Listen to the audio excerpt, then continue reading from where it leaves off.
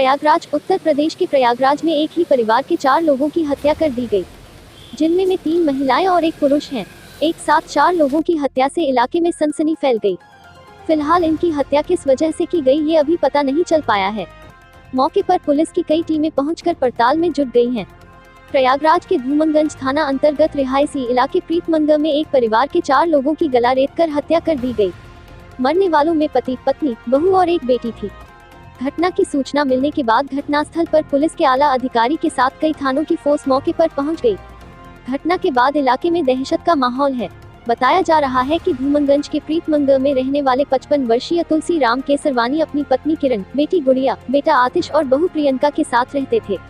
गुरुवार दोपहर में बेटा आतिश किसी को पैसा देने के लिए घर से निकला था और उस वक्त घर में तुलसी राम, उनकी पत्नी, बेटी और बहू थे।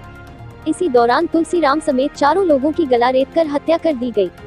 जब कुछ देर बाद जब बेटा घर लौटा तो कमरे में पिता, मां, पत्नी और बहन की खून से लथपथ लाश पड़ी थी, जिसे आतिश देखकर चीखने लगा। आसपास रहने वाले लोग उसकी चीख पुकार सुनकर मौके पर पहुंचे और इस घटना की सूचना तुरंत पुलिस को दी। एक ही परिवार के 4 लोगों की हत्या से इलाके में सनसनी फैल गई। पुलिस के अलावा डॉग स्क्वाड और फॉरेंसिक टीम भी मौके पर जांच के लिए पहुंची गई। पुलिस ने शव को कब्जे में लेकर पोस्टमार्टम के लिए भेज दिया है। घर में सीसीटीवी कैमरे भी लगे हैं, मगर उसका डीवीआर डिजिटल वीडियो रिकॉर्डर गायब है। फिलहाल पुलिस आसपास लगे सीसीटीवी कैमरे की फुटेज भी खंगाल रही है ताकि घटना का कुछ सुराग हाथ लग सके।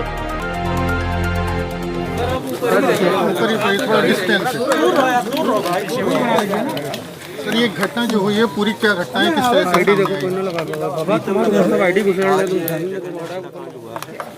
जिसमें तुलसीदास और यही दुकान है जी। इनका बेटा जो इस मुकदमे का वादी है वह बैंक के लिए कार्य करने के लिए गए हुए थे 1:30 बजे। उसके बाद जब वापस लौट कर आए तो उन्होंने देखा कि दरवाज़ा नहीं खुल रहा। उसके बाद उन्होंने दरवाजे में लात मारी, तब दरवाज़ा खुला और अंदर जैसे गए तो उन्होंने देखा कि डेड बॉडी पड़ी हुई थी उसके परिवार। तो इसमें 2 महिलाओं की लाश सबकी कराइए ना, हमारी क्यों धकेल रहे हैं बार नीचे करिए, सब लोग नीचे करिए। अरे यार आपस में यार, चलिए ठीक है, सोशल डिस्टेंसिंग से करनी जी, थोड़ा डिस्टेंस मेंटेन। दोबारा से बनाएं जी सर। आज यहाँ धूमनगंज थाना क्षेत्र में प्रीतम नगर में एक घटना रिपोर्ट हुई जिसमें वादी आतिश केसरवानी है। उनका कहना है कि वो 1:30 बजे यहाँ से बैंक के लिए गए थे और जब वो वापस लौट कर आए तो दरवाज़ा नहीं खुला। उन्होंने यहाँ पर उसमें पैर मारा, उसके बाद दरवाज़ा खुला तो अंदर देखा वहाँ पर खून पड़ा हुआ था, जिसमें 2 डेड बॉडी उनको नज़र आई। उसके बाद वो ऊपर गए, एक डेड बॉडी ऊपर थी। बाद में उनका कहना है कि नीचे आए तो उन्होंने देखा कि उनके पिता भी वहीं नीचे मिल गए। तो ये हत्या का मामला उन्होंने दर्ज कराया है। अभी इसमें 5 टीमें लगाई गई हैं जो इन्वेस्टिगेशन में लगी हैं। इसमें सभी मोबाइल्स की लोकेशन और जो उन्होंने घटनाक्रम बताया है, आसपास जो यहाँ पर किस तरह के लोग हैं जो बैड कैरेक्टर्स हैं, हिस्ट्री शीटर्स हैं, उनकी जानकारी की जा रही है। इसमें आला कत्ल जो इस्तेमाल हुआ है, कोई शार्प एज वेपन इस्तेमाल हुआ है। बॉडी सभी मॉर्चरी भेज दी गई है। कल उनका पोस्टमार्टम होगा। पोस्टमार्टम के बाद जो भी रिपोर्ट्स आएंगी तो उसके बाद इसमें घटना का पूरा की क्या क्या चोटें हैं वो बताई जा पाएंगी। सर, जो अभी तक क्ल्यूज़ मिले हैं उसमें कई सारे हम लोगों के पास ऐसे गवाह आए हैं जिन्होंने कुछ घटना के बारे में ऐसी बातें बताई हैं जिन पर कार्य किया जा रहा है।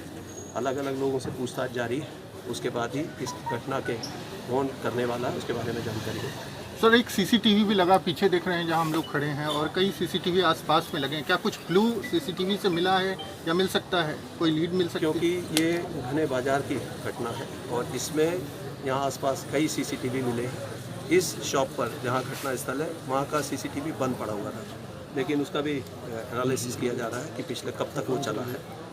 उसके बाद हमारी यहाँ सर्विलांस की टीम लगी है, साथ ही यहाँ पर फील्ड यूनिट आ गई है। उसने कुछ यहाँ से एविडेंस कलेक्ट किए हैं जिसमें फिंगरप्रिंट्स हैं वो लिए गए हैं, और डॉग स्क्वाड यहाँ पर आया था, उसने कुछ लीड दी है। कुछ दूरी तक गया और चौराहे तक जाने के बाद वहीं घूमकर वापस आ गया।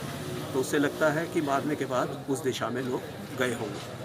तो अभी हमारी इन्वेस्टिगेशन में जितनी भी टीमें उनसे बातचीत कर फिर इस घटना का नाम। सर, लूट की कोई एंगल या घर में कुछ लूटपाट के निशान मिले हैं? कोई मोटिव क्या रहा है? इसमें कुछ आभूषण गायब हो जाने की बात बताई गई है, कुछ डब्बे उसमें खाली मिले हैं, लेकिन एक बताया था कि बैग गायब हो सकता है, लेकिन वो बैग यहीं पर मिल गया जिसमें जो रुपए बताए गए थे वो भी मौजूद है। जी। तो ये अभी घटना पूरी तरह से लूट से जुड़ी हुई पूरी तरह से नहीं कहा जा सकता। तो जो बेटे हैं आतिश, वो 1.5 घंटे के लिए गए थे, उसी दौरान पूरी घटना हुई। तो कोई करीब का आदमी होगा ऐसा लगता है, क्योंकि घर में आया, कोई प्रतिरोध बहुत बड़ा देखने को नहीं मिला, कोई इस तरह के निशान नहीं मिले हैं शायद।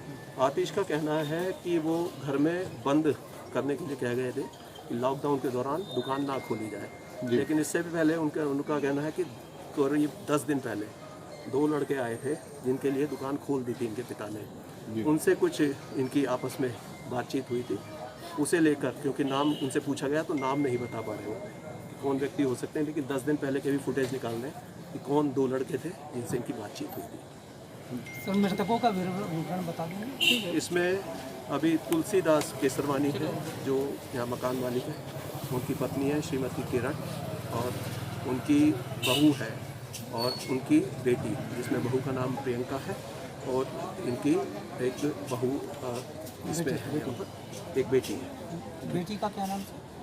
बेटी का नाम निहारिका। निहारी। तो मर्डर किया गया है, वो किस तरह का वेपन हो सकता है? इसमें शार्प एज वेपन लगता है जिससे गले पर वार किए गए हैं। जो बॉडीज़ हैं उनके ऊपर आभूषण मौजूद हैं, तो ऐसा लगता है कि केवल मारने के उद्देश्य से शायद ये घटना घटित की। तो कितने लोग की बॉडी नीचे मिली है, एक बॉडी ऊपर मिली, इस तरह की भी चर्चा है। हाँ, 3 बॉडीज़ इसमें नीचे थी, जिसमें पहले वादी आतिश के द्वारा बताया गया कि उन्होंने शुरू में 2 बॉडी देखी और एक बॉडी कूलर की घास से ढकी हुई थी, जो तुलसीदास केसरवानी जी की बॉडी बताई जा रही है। लेकिन बाद में जब वो नीचे आए तो उनको तीसरी बॉडी भी मिल गई और एक बॉडी फर्स्ट फ्लोर पर मिली है। कितने लोग रहे होंगे हत्या की साजिश में? अभी ये कहा नहीं जा सकता, लेकिन कुछ फील्ड यूनिट ने जो इससे फुटप्रिंट यहाँ से उठाए हैं, जो फिंगरप्रिंट उठाए हैं, उससे लगता है कि घटना एक से ज़्यादा व्यक्ति रहे। ठीक है सर।